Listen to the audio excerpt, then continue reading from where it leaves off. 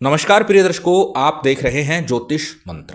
प्रिय दर्शकों, आज का मंत्र गुरु गोरखनाथ गुरु मच्छिंद्रनाथ जी का मंत्र है, जो हर प्रकार की अच्छी और बुरी दोनों ही प्रकार की विद्याओं को काट देती है। अब अच्छी विद्याएं अर्थात सम्मोहन, वशीकरण शुभ इसलिए मानता हूं क्योंकि इससे परिवार में प्रेम बढ़ता है, अपनों के बीच में तनाव समाप्त होता है, इसलिए अच्छी है।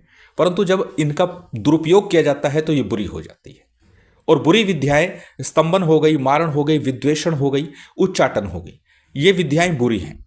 इन सभी विद्याओं की काट आज का ये मंत्र है। और इसके साथ में किसी भी प्रकार का भूत प्रेत, शाच, जिन्न, वैताल, कोई भी ऐसी विद्या या कोई भी ऐसी शक्ति, उन सभी शक्तियों की काट के रूप में भी ये मंत्र प्रयोग किया जाता है। और इसके साथ ही जब किसी कार्य को सिद्ध कराना हो और कार्य बन नहीं पा रहा हो, अटक गया हो, लटक गया हो, बनते बनते रह गया हो, लटक गया हो, उस परिस्थिति में भी आज का यह मंत्र प्रयोग कार्य करेगा। इतना प्रभावशाली ये चैतन्य गुरु मच्छिंद्रनाथ जी का दिया हुआ ये मंत्र है, गुरु गोरखनाथ जी की शक्ति के साथ चलता है। अर्थात गुरु मच्छिंद्रनाथ और गुरु गोरखनाथ दोनों की शक्तियों से संपन्न ये मंत्र हर प्रकार की बाधा परेशानी को दूर करके कार्य की सिद्धि कराता है।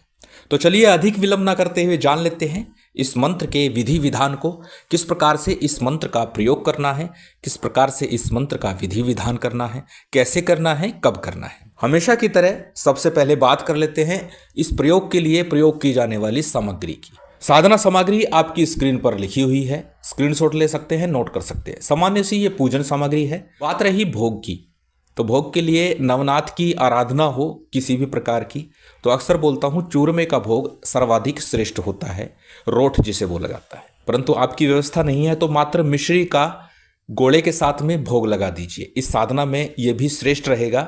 मिश्री और गोला, नारियल का भोग आप अग्नि पर लगाइए, या फिर खीर का नैवेद्य प्रयोग कर सकते हैं। जो भी आपके पास हो उत्तम रहेगा, श्रेष्ठ रहेगा।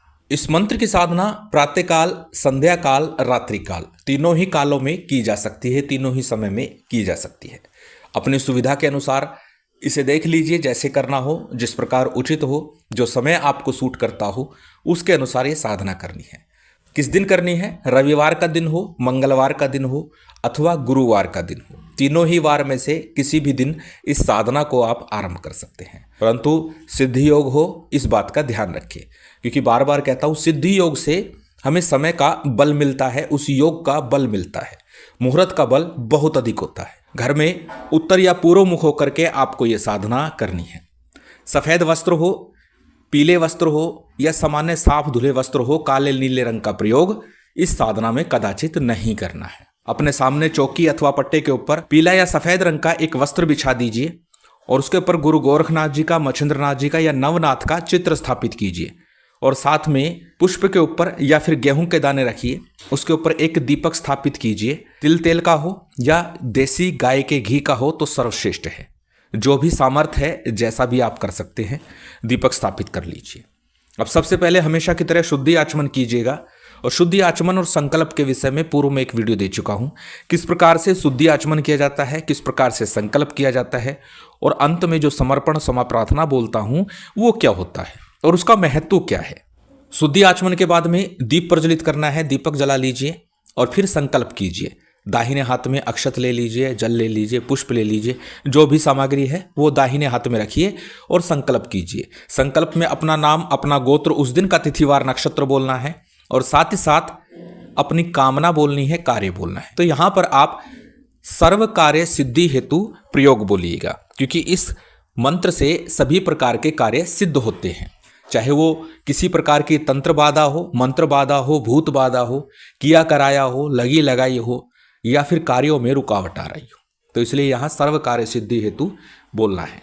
संकल्प के उपरांत में संकल्प का जल किसी थाली प्लेट में या फिर गणेश जी के विग्रह के सम्मुख छोड़ दीजिए। अब सबसे पहले पंचदेवों का पूजन करना है। गणपति का, गुरु का, कुल देव, पितृदेव, स्थान देव, इन पंचदेवों का आपको पूजन करना है। इसके बाद में नवनाथ का पूजन कीजिए। भैरव जी का सामान्य सा पंचोपचार रीति से पूजन संपन्न कीजिए।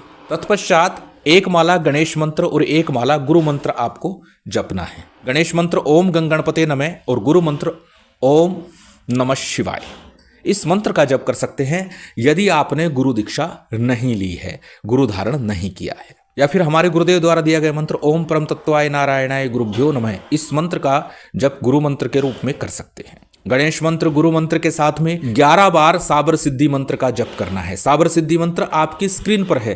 अनेक बार और लगभग हर बार जब भी साबर मंत्र की साधना का जिक्र करता हूं तो इस मंत्र का जिक्र अवश्य करता हूं, क्योंकि इस मंत्र का जप करने से साबर मंत्रों की साधना शीघ्र सफल होती है। साबर सिद्धि मंत्र को एक बार बोल करके बता देता हूं। साबर सिद्धि मंत्र इस प्रकार है। गुरु सठ गुरु है वीर, गुरु साहब सुमरे बड़े भांत, सिंगी टोरो बन कहूँ मन नाऊ करतार, सकल गुरु की हर भजे, घट्टा पकड़ उठ जाग, चेत संभार श्री परमहंस। अत्यंत सरल मंत्र है। इसका पूर्ण सिद्धि विधान भी दिया जा चुका है, देख करके लाभ ले सकते हैं। जब आप गणेश गुरु मंत्र के साथ में साबर सिद्धि मंत्र का जप पूर्ण कर ले, उसके बाद में आज का जो मूल मंत्र है, मात्र इसकी एक माला का जप करना है। मात्र एक माला जप से ही ये मंत्र चैतन्य होता है, सिद्ध होता है और कार्य की सिद्धि होती है। अब कितने दिन करना है? 11 दिन लगातार। 11 दिन लगातार करने के बाद में ये मंत्र अत्यंत शक्तिशाली, शक्ति संपन्न और सिद्ध हो जाएगा आपके लिए, क्योंकि मंत्र तो स्वयं सिद्ध होते हैं। सिद्ध करना होता है अपने लिए कि हमारे लिए अब ये कार्य करे। तो 11 दिन तक एक माला लगातार जप करके आप अपने अनुकूल इसे बना लीजिए, चैतन्य कर लीजिए और उसके बाद में इस मंत्र का प्रयोग कर सकते हैं। जैसे कि बताया, एक ही माला में इसका प्रभाव आपको मिलता है। तो पहले जान लेते हैं मंत्र को और फिर जानते हैं मंत्र के प्रयोग की विधि को। मंत्र आपकी स्क्रीन पर है, स्क्रीनशॉट ले सकते हैं, कॉपी नोटबुक में नोट कर सकते हैं। मंत्र को एक बार बोल करके बता देता हूं। मंत्र इस प्रकार है। ओम गुरुजी अलख निरंजन, और न दूजा प्रथम सिमरन कर, गुरु की करता पूजा, सदगुरु का बाजे डंका, सदगुरु आप हो तीनों लोक में रणबंका, सदगुरु से काल जाल सब निकट न आवे, ऐसा मेला मंत्र दंडी मार जावे, भूत प्रेत भूमिया भाग जावे, जिन्न जिन्नाद खेईस पिसाच पर मार पड़े भारी, गुरु का मंत्र पढ़े नर और नारी, गुरु मंत्र संपूर्ण भया मछिंद्रनाथ ने जगाया, सिद्धों के बीच गोरखनाथ ने सुनाया, आदेश आदेश आदेश। मंत्र थोड़ा बड़ा है, परंतु हमेशा बोलता हूं पहले मंत्र को अच्छे से याद कीजिएगा और जब मंत्र अच्छे से याद हो जाए उसके बाद ही साधना को करना चाहिए, साधना में रत होना चाहिए। तो मंत्र को जब अच्छे से याद कर ले उसके बाद इस मंत्र का एक माला का जप नित्य प्रति करते हुए 11 दिन तक लगातार करना है। जब आपका जप पूर्ण हो जाएगा उसके बाद नवनाथ की आरती कीजिए। यदि आरती नहीं आती है तो अनेकों बार बताता हूँ, एक दीप प्रज्वलित कर लीजिए या कपूर से 9 बार आरती घुमा दीजिए नवनाथ के नाम से, और फिर मिश्री का गोले के साथ में या फिर रोट है, खीर है, जो भी नैवेद्य आपने रखा हुआ है उसका अग्नि पर आपको भोग लगाना है। जल आचमन कराइए। जल आचमन कराने के बाद में क्षमा प्रार्थना कीजिए, समर्पण कीजिए, आसन को प्रणाम कीजिए, उठ जाइए। इस प्रकार ये साधना आपकी संपूर्ण होती है। अब किसी प्रकार की तंत्र विद्या की काट के लिए सरलतम उपाय भभूत इस मंत्र से आप तैयार कीजिए। जिस पर भोग आप लगाएंगे अग्नि के ऊपर, उसी अग्नि की राख को छान करके रख लीजिए, या फिर अगरबत्ती लगाते धूप लगाते उसको रख लीजिए और इस मंत्र से 11 बार पढ़ करके उस व्यक्ति को दे दीजिए जिसके ऊपर किसी प्रकार की तंत्र बाधा, भूत बाधा है। जल में घोल करके पिला दीजिए, निश्चित इसके प्रभाव से कट जाती है। साथ ही साथ इस मंत्र से 11 बार मंत्र पढ़ते हुए झाड़ा कर दीजिए।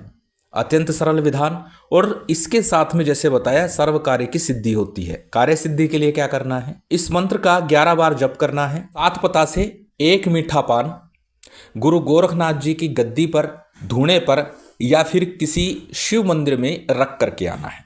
5 अगरबत्ती लगा करके बस 11 बार मंत्र का जप करना है और निवेदन करना है कौन सा कार्य है, क्या कार्य है, और फिर कार्य के लिए निकल जाइए। अत्यंत सरल विधान के साथ प्रयोग भी अत्यंत सरल है। निश्चित गुरु गोरखनाथ जी की, मछिंद्रनाथ जी की कृपा प्राप्त होती है और कार्यों की सिद्धि होती है। महामाई की विशेष कृपा आप सभी को प्राप्त हो, यही कामना है और उम्मीद करता हूं आज की ये जानकारी, ये वीडियो आपको अच्छी लगी होगी। यदि अच्छी लगी हो तो कृपया लाइक कीजिएगा, शेयर कीजिएगा। यदि चैनल पर नए हैं तो सब्सक्राइब कर बेल आइकन बटन दबा दीजिएगा। जय माता दी, जय श्री राम।